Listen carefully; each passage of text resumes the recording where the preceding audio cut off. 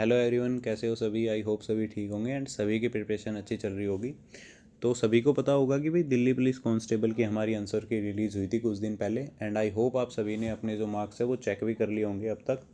तो उसके बाद एक ही चीज़ का कन्फ्यूज़न रहता है कि हमारा सेफ स्कोर कितना रहेगा इस एग्ज़ाम में। तो ये वीडियो उन्हीं कुछ पॉइंट्स के रिगार्डिंग है कि आपका सेफ स्कोर कितना रहेगा सबसे पहले तो।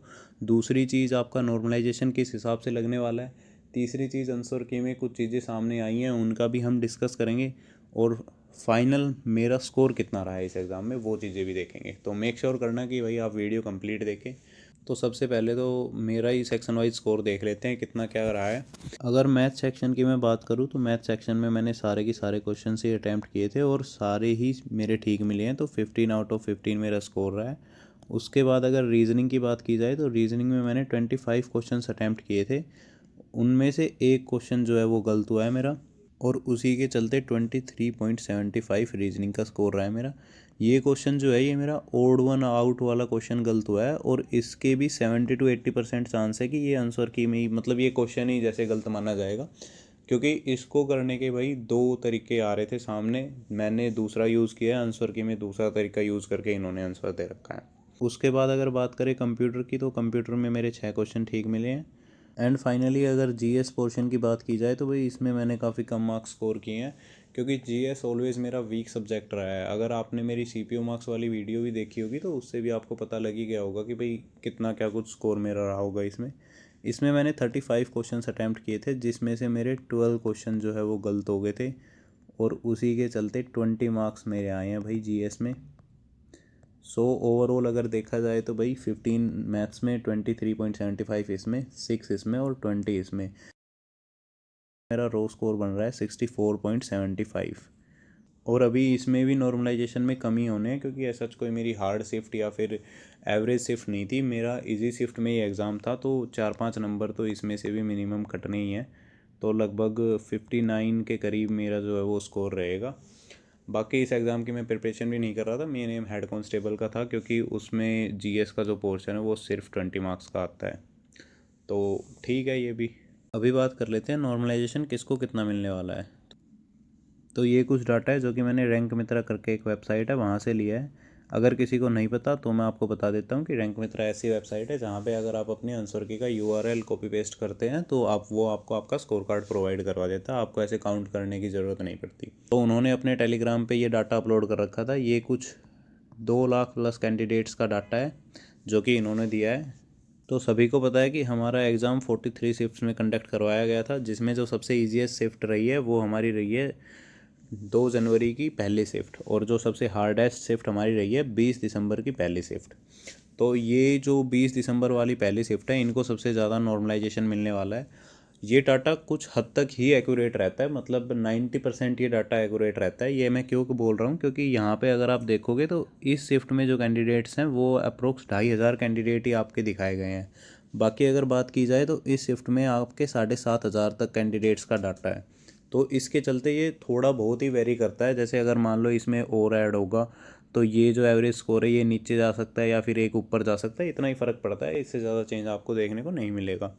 तो अगर बात की जाए भाई किसको कितना नॉर्मलाइजेशन मिलने वाला है तो सभी को पता है कि इस बार जो नॉर्मलाइजेशन हो रहा है वो परसेंटाइल बेसिस पे हो रहा है। तो पहले जो 26-27 शिफ्ट्स हैं इनमें आपके कोई भी नॉर्मलाइजेशन में नंबर नहीं कटने वाले, लेकिन उसके बाद जितनी भी शिफ्ट्स हैं उनमें आपके नंबर पक्का कटने हैं। और जिसके 2 जनवरी को पहली शिफ्ट में एग्ज़ाम था उनके तो भाई नॉर्मलाइजेशन में अच्छे खासे नंबर कट सकते हैं। तो ये जितनी भी शिफ्ट्स हैं ये कुछ 15 से लेके 27-28 तक ये आपकी एवरेज शिफ्ट रहेंगी। इनमें आपको मैक्सिमम 3 नंबर या 4 नंबर तक नॉर्मलाइजेशन देखने को मिल सकता है। उसके पहले जितनी भी शिफ्ट है उसमें 4 से प्लस देखने को मिलेगा। जो सबसे हार्डेस्ट शिफ्ट हमारी रही है उसमें आपको 8 या 9 नंबर का भी नॉर्मलाइजेशन देखने को मिल सकता है। बाकी ये है कि 26-27 शिफ्ट तक आपके कोई भी नंबर डिडक्ट नहीं होने वाले, अगर होंगे भी तो भी वो आपके पॉइंट्स में होंगे। तो ये तो थी आपकी नॉर्मलाइजेशन की चीज़ें। अब अगर हम सेफ स्कोर की तरफ चलें, सबसे पहले तो एक चीज़ मैं आपके क्लियर कर दूं कि इस एग्ज़ाम में 95 प्लस मार्क्स स्कोर करने वाले कम कैंडिडेट्स नहीं हैं। अप्रोक्स 100 कैंडिडेट्स ने 95 प्लस मार्क्स स्कोर किए हैं। अब ये कैसे किए हैं वो मुझे भी नहीं पता, मतलब पता तो है मैक्सिमम का, लेकिन यहाँ नहीं बोलूँगा मैं। आप सभी को भी पता ही होगा भाई कैसे पॉसिबल है ये चीज़, क्योंकि हर एग्ज़ाम में हम देखते हैं 95 का मतलब 95% हो गया भाई। अब 95% से ऊपर अगर मार्क्स स्कोर हो रहे हैं तो हर एग्ज़ाम में कैंडिडेट 15 या 20 कैंडिडेट ही ऐसे मिलते हैं जो कि इतना स्कोर कर पाते हैं। बाकी मैंने कुछ स्कोर कार्ड देखे थे तो उनमें जीएस में फुल आउट ऑफ फुल आ रहे हैं कैंडिडेट्स के, 50 आउट ऑफ 50 आ रहे हैं, जबकि रीजनिंग में एक क्वेश्चन गलत हो रखा है, मैथ में भी एक क्वेश्चन गलत हो रखा है, और कंप्यूटर में भी फुल आउट ऑफ फुल आ रहे हैं। अगर आपने थोड़ी सी भी प्रिपरेशन की है तो आपको पता होगा कि रीजनिंग मैथ में तो फिर भी पॉसिबल है कि आप full out of full score कर पाओ, लेकिन जीएस में 100 candidates full out of full score करना मतलब इम्पॉसिबल नहीं बोलूँगा मैं, लेकिन नेक्स्ट टू इम्पॉसिबल है भाई, बिल्कुल बहुत रेयर चीज़ है, पर फिर भी ठीक है जो भी है। तो अभी हम अपनी एक्सपेक्टेड कट ऑफ देख लेते हैं कि क्या हमारा सेफ स्कोर रह सकता है। अगर आपका एग्ज़ाम पहले 26 या 27 शिफ्ट्स में हुआ है तो फिर तो आपका जो सेफ स्कोर रहने वाला है वो 65 रहेगा भाई, इसमें आप +-2 कर सकते हो। बाकी जैसे जैसे शिफ्ट की हार्डनेस लेवल बढ़ती जाती है उस हिसाब से आप इसे कम भी कर सकते हो। जैसे मान लो अगर आपकी हार्डेस्ट शिफ्ट है तो उस शिफ्ट में आपको 8-9 नंबर का नॉर्मलाइजेशन जो है मिलने वाला है, तो उसके चलते अगर आपके 58 मार्क्स भी आ रहे हैं तो वो भी बढ़ के 66 या 67 हो जाएंगे। और अगर आपकी सबसे ईजीएस्ट शिफ्ट है तो उसमें आपके 8 से 9 नंबर माइनस भी हो सकते हैं, जिसके चलते अगर आपके 74 मार्क्स आ रहे हैं तो वो भी नीचे आके 66 या 65 पे आप स्टैंड करोगे। तो यही जो है, मैं मेनली जनरल कैटेगरी मेल की बात कर रहा हूँ, उसमें अगर आपके 65 मार्क्स आ रहे हैं, नॉर्मलाइज स्कोर की यहाँ पे बात चल रही है, अपनी शिफ्ट के हार्डनेस लेवल के हिसाब से अंदाज़ा लगा सकते हो कि भाई कितना मिलने वाला है, तो उसी हिसाब से ऊपर नीचे कर लेना इसे।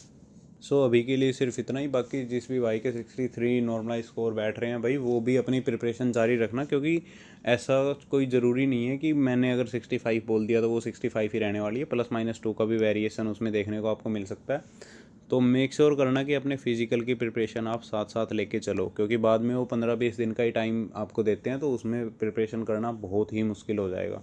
और इसके अलावा अगर मुझे एसएससी की तरफ से कोई अपडेट मिलता है तो वो आपको टेलीग्राम चैनल के थ्रू प्रोवाइड करवा दिया जाएगा, जिसका लिंक मैंने डिस्क्रिप्शन बॉक्स में डाल दिया है। सो अभी के लिए सिर्फ इतना ही। Thank you, thanks for watching the video.